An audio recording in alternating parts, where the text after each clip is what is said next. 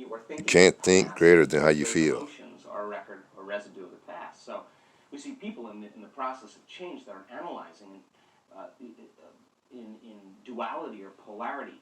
That Duality. kind of drives the brain into higher states of arousal and further away from true change. So we've done thousands and thousands and thousands of brain scans, and we now know that there's a formula to create greater brain coherence, greater brain efficiency, to make your brain work better. And when your brain works better, you work better. At the same time, it requires a clear intention and an elevated emotion to begin to change your energy and to change your life. And nobody changes until they change their energy, right? So then, how do you get a person out of resentment and frustration into joy and freedom if why would they feel grateful or joyful or free if the experience hasn't happened? So most people are spending the majority of their life waiting for something out there to take away their emptiness or pain or the resentment in here. Well, if they're waiting their whole life in separation or lack, then and we create reality, then the lack is driving certain thoughts, which is creating more separation and more lack. So teaching people then to begin to condition their body emotionally before the evidence takes place in their life is breaking a significant habit, right? So instead of living by cause and effect, now we're beginning to cause and effect. So the moment you start feeling whole and grateful, we now know your healing will begin at that moment. The moment you start feeling worthy and abundant, your wealth is coming. You know, you're generating a certain amount of energy, a certain amount of wealth. And so, how does someone feel worthy, though, if they've always been told they're not worth it? Yeah, well, so Well, that's the story they tell themselves. Yeah. Like, I'm not worth it because she didn't say yes when I asked her on a date. Right. Because he broke up with me, because I got fired, because my parents left me. How am I worth it when there's so much evidence or story around a negative thing? Let's stop telling the story of your past and let's start telling the story of your future. And people who aren't defined by a vision of the future, for the most part, are left with memories of the past. Your brain is a record of the past. It's an artifact of everything you've learned and experienced at this moment. So most people wake up in the morning and they start thinking about their problems. And those problems are memories that are tattooed in the brain that are associated with certain people and things at certain times and places. So the moment the person wakes up, clean slate, they start thinking about their problems they're thinking in the past. If you believe your thoughts have something to do with your destiny, well, there's a possibility that your past is going to be your future. Every one of those problems has an emotion associated with it. So then the moment you start recalling the problem, you start feeling unhappy. Now your body's in the past because thoughts are the language of the brain and feelings are the language of the body. And how you think and how you feel creates a state of being. So people reaffirm their identity based on the past, right? And it turns out that the redundancy of doing that, conditioning only requires an image and an emotion. Now most people are unconsciously conditioning their body into the familiar past, into the known. So now if you're in the familiar past and in the known, you're going to crave the predictable future, right? That's the known as well. And there's only one place where the unknown exists, and that's the eternal present moment. That's the sweet spot of the generous present moment. So you got to labor The eternal present to get moment. that person beyond the emotions that keep them tacked or anchored to the past. And yes, it takes an effort to do that, but if you keep working with the formula, you'll reach that elegant moment where there's a liberation of energy. You must keep working with the formula. Keep working with the recipe. Keep working with the recipe. You must keep working with the recipe. Living in the same past experience 24 hours a day. Keep cooking, baby. Keep You're liberating cooking. your body from that emotional state. So you ask a person, why are you so unhappy? Why are you so frustrated? Why are you so resentful? The moment you ask that, their brain is going to associate that emotion to a past event. To a memory. That's because they have nothing to look forward to in their future. So if you're not being defined by a vision of the future, it just means to me that you're more in love with your past than you are with the future. So how do you teach people to believe in a future that they can't see or experience with their senses yet, but they've thought about enough times in their mind that their brain is literally changed to look like the event has already occurred? The latest research in neuroscience says that's absolutely possible. We know that. And how do you teach a person to select a new possibility in their future and begin to emotionally embrace that future before it's made manifest to such a degree that their body, as their unconscious mind, is believing It's living in that future reality in the present moment, and they're signaling new genes and new ways ahead of the environment.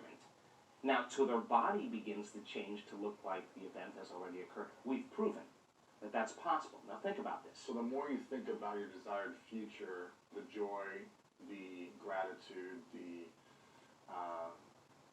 feelings you want to have that are more positive, the more you think about it as a future thing happening, the more your body shifts now. Exactly. So your body is believing it's living in that future reality in the present moment. Now think about this. The stronger the emotion you feel from some condition in your life, the more altered you feel inside of you, the more you narrow your focus on the cause, and the brain freezes an image and takes a snapshot. And that memory now is embossed in the brain. It's buried in there. So then people think neurologically within the circuits of those past experiences, and they feel chemically within the boundaries of those emotions. And the stronger the betrayal, the stronger the trauma, the more the body's living in the past, right? So how do you reverse that? So now, if you truly got passionate about a future, we've all done this. You get a wild idea in your mind, and you start holding on to that vision, and you're preoccupied with it. All of a sudden, the thought in your mind becomes the experience, and you start feeling the energy of the future. Now, the stronger the emotion you feel from that vision, the more you're going to pay attention to the picture in your mind, and now you're remembering your future. And vice versa, the stronger you pay attention to the feeling of the past, pain, you're going to create the pain in this moment. Exactly. So it requires a coherent brain, and we now know that there's a formula for that, and we've got beautiful research to show that people can do it. They just have to practice. And it requires a coherent heart, because resentment, frustration, impatience creates a very incoherent heart. And when that heart becomes incoherent, you stop trusting yourself. There's no energy there. You stop trusting in your future. So then, if there's physical evidence in your brain and body, physical evidence to look like the event has already occurred, it's quite possible you'll be thinking neurologically within the circuits of your future, and you'll begin to feel chemically within the boundaries of that emotion of your future. And how you think and how you feel is your state of being. And now your state of being is living in the future instead of the past. Now, the moment you disconnect from the emotion of your future, because of traffic or some coworker or your ex or whatever people come up with, now you're back to the energy of your past. And now you're going to start looking for it, analyzing, why hasn't it happened? Well, if you're feeling the emotion of your future, why would you look for it?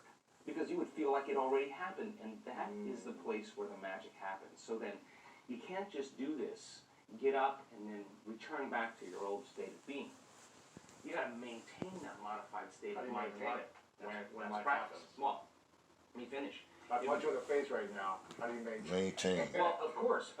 I mean, we all take blows in our lives, and we all react emotionally. But the question is, how long are you going to react? Right. So then, if you can't mediate and regulate your emotional reactions, and those emotions linger for days, that's years for some people. Mood, and then months, temperament, years, personality trait. So then the person's personality is literally based on the past. But they don't know that because they're doing it over and over again, and it becomes a subconscious program. So now, if it requires a coherent brain and a coherent heart, then we have to train people how to self-regulate. So we've done thousands and thousands of measurements. We've partnered with the HeartMath Institute to teach people how to create and sustain heart coherence.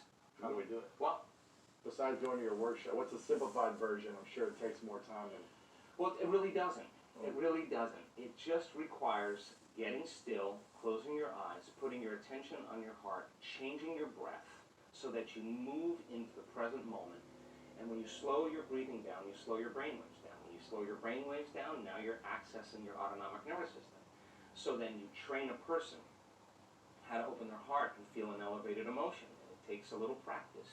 And just like a flower that takes time to bloom, it takes a little bit of time. But if you work in trading the resentment, the frustration, or the impatience for gratitude, appreciation, and thankfulness, and you keep at it, there'll come a moment where that system switches on, and now you're feeling grateful for no reason at all. Now that's not a bad thing, because gratitude, the emotional signature of gratitude, means something's happening to you, something has happened to you, you're receiving something, or you just received something. So your body then, when you're feeling gratitude, is in the perfect state of receiving. So then that means then you'll accept, believe, and surrender to the thoughts equal to the emotional state of gratitude.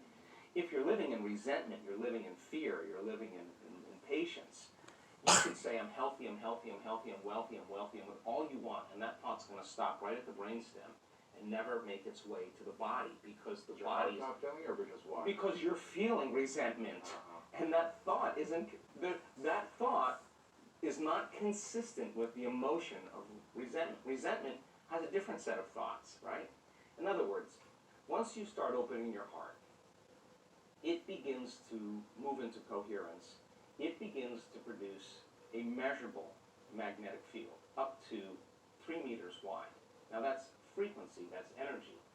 And all that energy, that frequency, carries information, carries an intent. So then when you're feeling gratitude and your heart is open, you're broadcasting energy into the field. Now, a frequency, you lay the intent of the thought of your health or your wealth, that frequency can carry the thought of your wealth. It can carry the thought of your health. If you're suffering, suffering does not carry, that energy does not carry the thought of your wealth. It carries a different set of thoughts.